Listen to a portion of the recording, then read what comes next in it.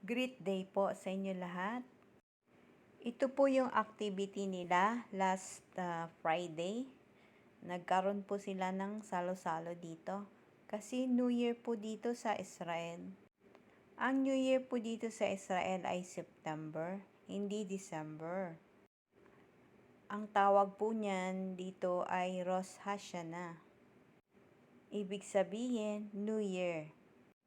Kaya New Year po sa kanila. Kaya ang family, nagkabanding-banding sila, nag-celebrate sila, ipon-ipon sila dito sa pool, nag-swimming, nagkainan.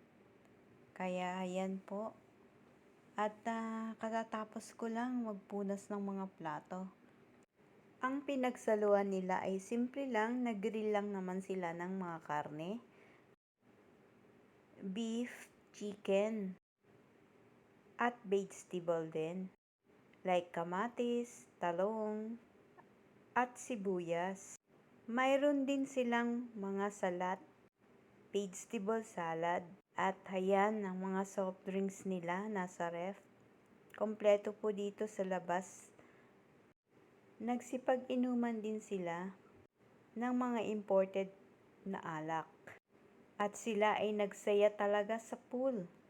Ang mga bata nagtampisaw. Ang mga matatanda hindi din nagpahuli.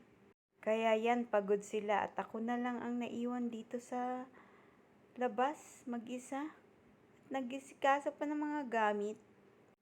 Ayan, at last, natapos ko rin